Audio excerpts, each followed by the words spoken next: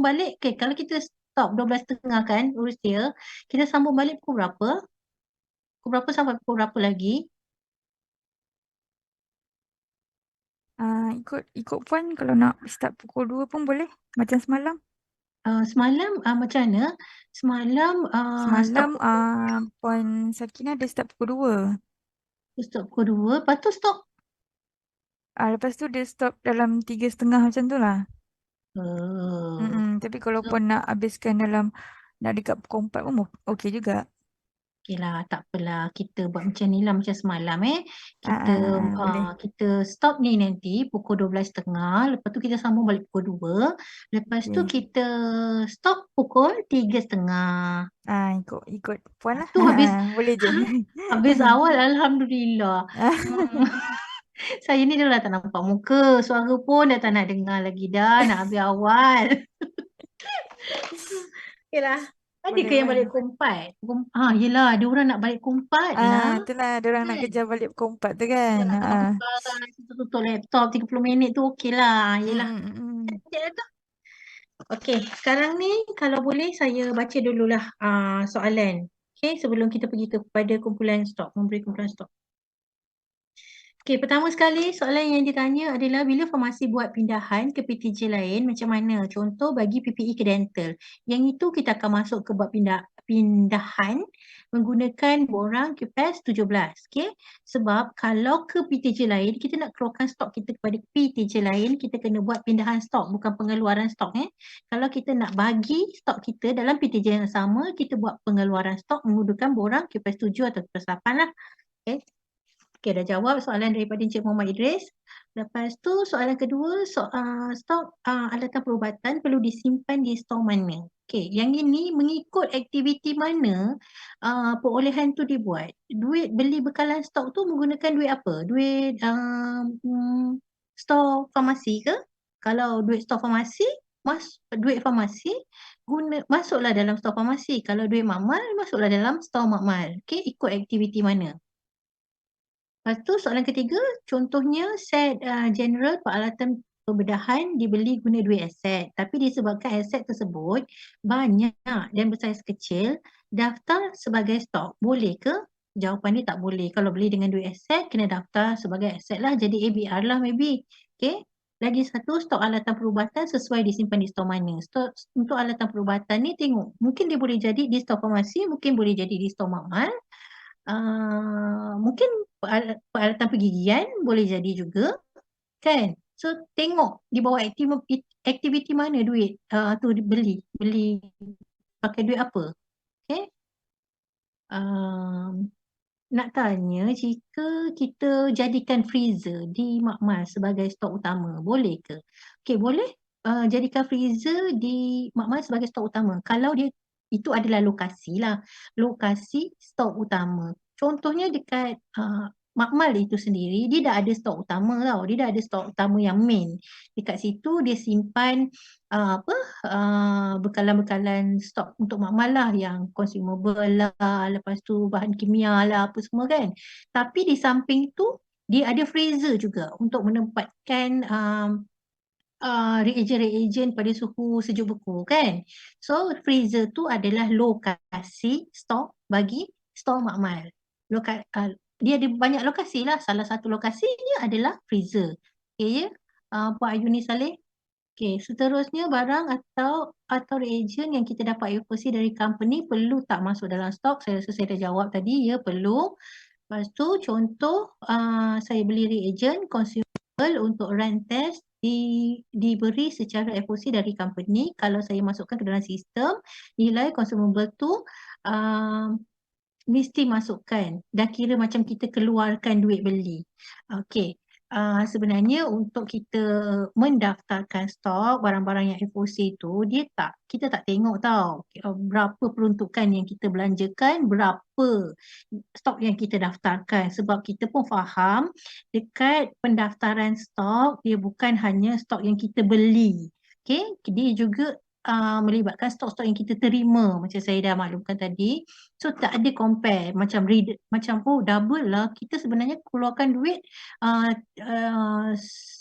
10,000 untuk beli reagen contoh kan.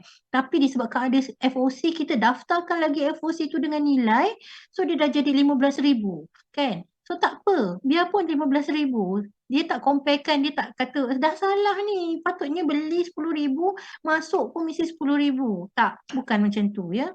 So, mesti ada nilai. Apa yang kita nak daftar tu mesti ada nilai lah. Okay.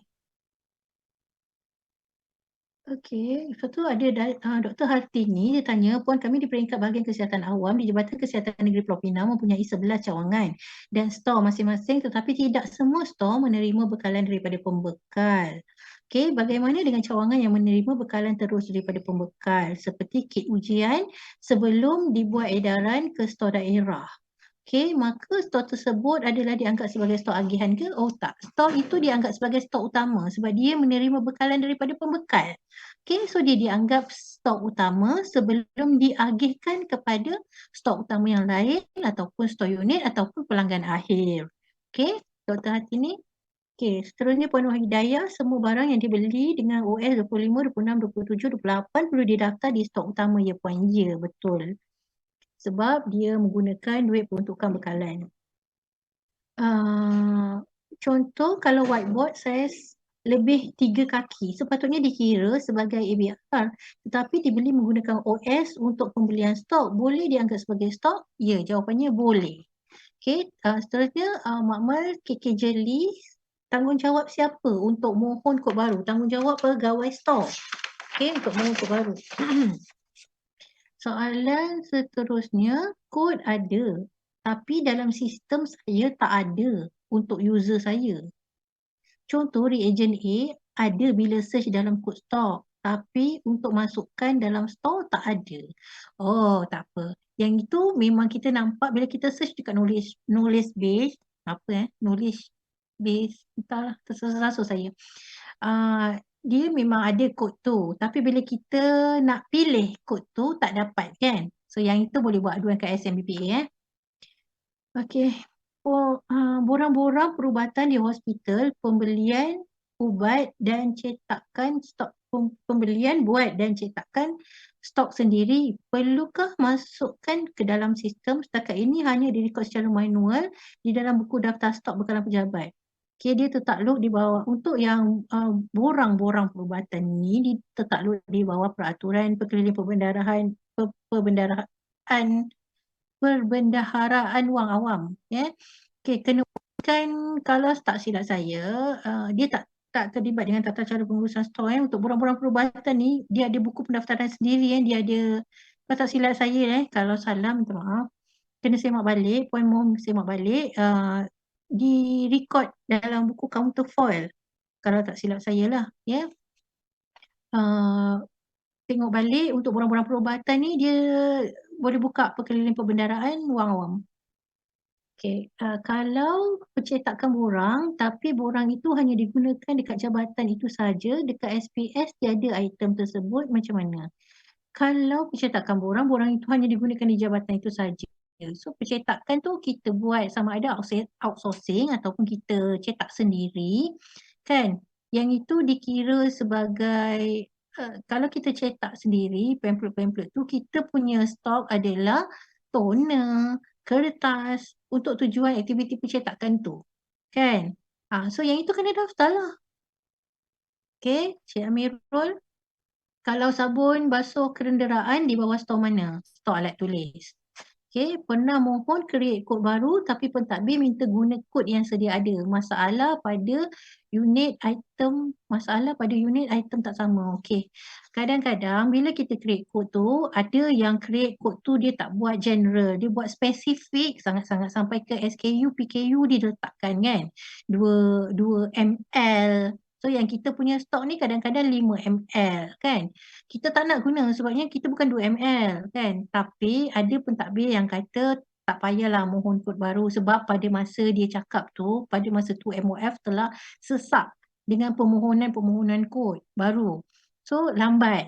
So nak bagi cepat, guna je lah kod apa-apa yang sedia ada tu, ignore je yang 2 ml lah, 5 ml tu semua ignore, asalkan nama ubat tu, nama stok tu sama kan. Kebanyakan pentadbir akan cakap macam tu, tapi sekarang saya rasa tak ada masalah pun. Tak ada masalah pun, create lah apa kod pun, MOF akan buat je, cepat je. So minta Hospital Segamat cuba lagi. Tengok kali ni punya macam mana, boleh tak? Sebenarnya bukan pentadbir tau yang kata tak apa ni, tak payahlah guna kod tu semua kan. Yang susah, bukan susah dekat pentadbir pun. Pentadbir tu upload kod je lepas kod tu telah di-create oleh MOF. Yang susahnya adalah MOF tu yang nak create. Tapi kalau MOF dah tak cakap apa-apa, tuan-puan boleh mohon. Macam cara saya cakap tadi, cara macam nak mohon, macam mana nak mohon, gunakan borang permohonan kod baru tu, hantar dekat email tersebut, kemudian nanti dapat respon, minta pentadbir yang upload. Tak ada masalah pun ya. Okay, berkenaan dengan kod item dekat knowledge base, diorang selalu keliru. Contoh dekat katalog asset tak ada, diorang cross dekat katalog stock. Boleh tak puan explain berkenaan katalog asset dan katalog stock? So sebab selalu jadi macam ni, contohnya beli item bawa aset tapi jadi stok sebab item tu ada kat katalog stok. Ni saya rasa saya macam dah jawab awal tadi. Saya kata sekarang ni walaupun ada dekat dua-dua katalog, dekat dua-dua kod tu ada dekat dua-dua katalog stok dengan aset, tapi kita tengok kepada punca pembelian kita lah. Kita menggunakan OS apa. So kalau guna duit 25, 26, 27, 28 tu memang totally 100% jadi stok. Okay, kalau boleh menggunakan duit aset, pakai jadi aset lah dia. Okay, saya buat aduan helpdesk seminggu tak ada respon dan jawapan, tak dapat membantu. Cuba Puan Rohana call macam yang saya kata tadi, buka dekat yang sebelah kanan SMBPA tu, atas tu ada nombor telefon 012 tu, cuba Puan Rohana call. Nanti dia akan minta nombor aduan. Lepas tu kita beritahu dengan dia. InsyaAllah saya rasa dia jawab. Okay. Kenapa stok utama di PTG saya keluar QPS 8 apabila dipohon oleh store unit dalam sistem? Oh, yang ini kenapa tahu Cik Masri? Sebab store unit, okay, kenapa stok utama di PTG saya keluar QPS 8 apabila dipohon oleh store unit? Sebab store unit itu tidak didaftarkan dekat dalam SPS. So yang memohon tu bukan store unit. Yang memohon tu bila dimasukkan ID dia, dia seolah-olah menjadi individu. Jadi sebab itulah keluarnya QPAS 8. Kalau dah ada store unit dekat dalam SPS, barulah permohonan tu dianggap permohonan daripada store unit kepada store utama. So barulah akan auto generate QPAS 7. Okay. Puan Marianti, kenapa QPAS tu tulis permohonan individu? Adakah end user macam klinik ibu dan anak itu dianggap individu? Klinik ibu dan anak. Ibu anak itu dianggap individu. Okey. Kalau kaunter, kalau klinik ni biasanya dia akan ambil stok yang agak banyak lah untuk jangka pendek, untuk kegunaan satu klinik kan. So seeloknya klinik tu jadi store unit, bukan individu. Okay, kalau individu tu adalah untuk pakai seorang, untuk pakai sikit, lebih sikit daripada penggunaan satu klinik. Macam tu. Okay, dan dua terakhir soalan, mengikut takrifan TPS, stok farmasi adalah stok utama.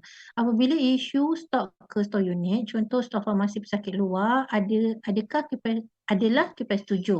Betul lah tu, okay? Kemudian apabila isu stok ke kaunter sebelum dispense ubat, adakah menggunakan QPS 8? Ya, betul. Sebab selepas kaunter dah tak ada lagi dah. Selepas kaunter dah tak ada lagi pengeluaran, okay? Kita tak boleh kata selepas kaunter ada pesakit. So pesakit tu tak boleh mohon stok dengan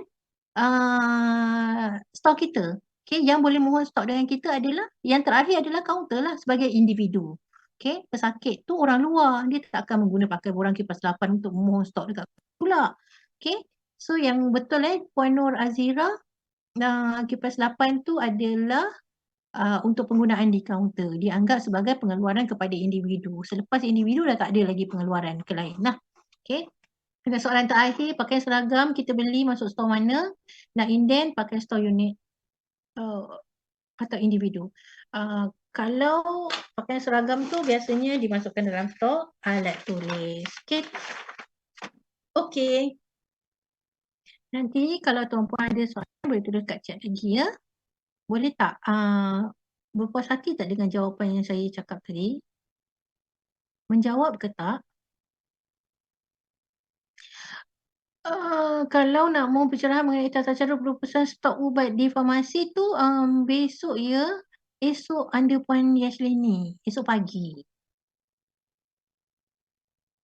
Saya tak sentuh bab perupusan. Okey, kita teruskan. Dah tak ada masa.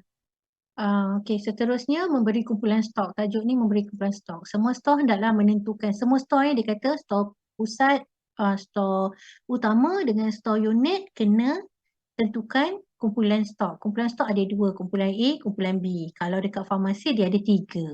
Okay, A, B, C kan. Tapi dekat stok-stok lain ni hanya ada dua je lah. Kumpulan A, kumpulan B. Kumpulan A mengandungi 30% daripada stok yang disimpan dan mempunyai nilai pembelian tahunan tertinggi, manakala kumpulan B pula adalah 70% baki daripada item dalam kumpulan A. Okay, kenapa kita kena tentukan kumpulan A, kumpulan B ni? Sebab kita nak tengok item mana yang mahal supaya kita boleh beri perhatian kepada item-item dalam kumpulan A supaya dapat mengurangkan stok bernilai tinggi disimpan berlebihan. Cara macam mana kita nak tentukan kumpulan A, kumpulan B? Kita kena gunakan borang penentu kumpulan stok iaitu QPAS 5. Okay, kita tengok borang QPAS 5. Kalau pakai sistem dia akan auto auto kirakan kalau kita ada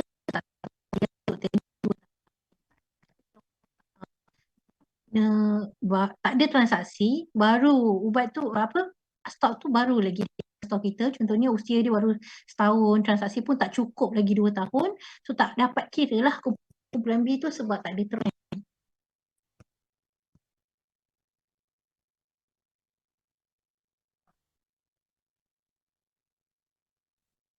Okay, ni ada borang kumpulan stok. Saya QPAS 5. Okay, contohnya dalam store ni dia ada 7 item saja. 7, contoh yang mudah je lah kita ambil contoh dia 7 item saja yang ada dekat dalam stok alat tulis ni. Dia kena senaraikan ke 7 item tu dekat dalam QPAS 5. Kemudian jumlah lagi 2 tahun lepas. Okay, 2020 2022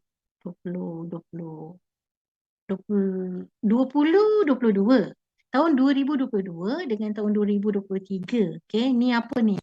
Lama contohnya ni. Okey, senaraikan. Contohnya tahun kita cerita je lah 2017 nak cerita.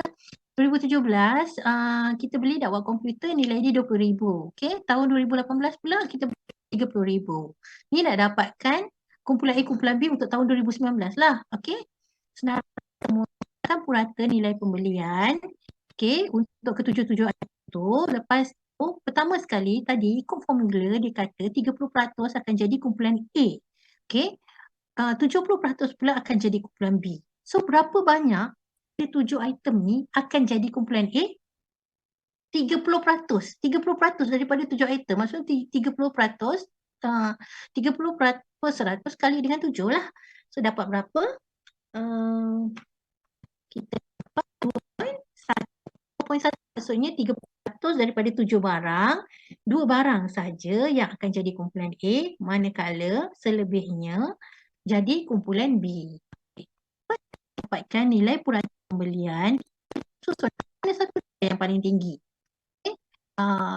Dakwah komputer nilai dia paling tinggi kan? Item yang paling tinggi purata pembelian untuk tempoh 2 tahun lepas adalah dakwah komputer dengan toner. Okey. Selebihnya 70% lagi pula di kumpulan B. Okey. Dari sini sebenarnya purata nilai pembelian ni kita dah boleh susun, kita dah boleh nampak dah. Cari je item dengan nilai yang tinggi akan jadi kumpulan A. Selebihnya jadi kumpulan B. Tapi kenapa kita sibuk-sibuk nak kena kira peratusan ni pula sampai ke belakang? Sebab ini contoh mudah. Belakang dia banyak kosong-kosong-kosong kan? Kita senang nak nampak. Tapi kalau kita, ni pun tujuh je. Tujuh item je. Kalau kita ada banyak, contoh sampai 3,000 item dekat dalam store, kan susah lah. Lepas tu belakang ni pun ada poin-poin dia. Susah jugalah untuk kita uh, berpindah-pindah jugalah biji mata.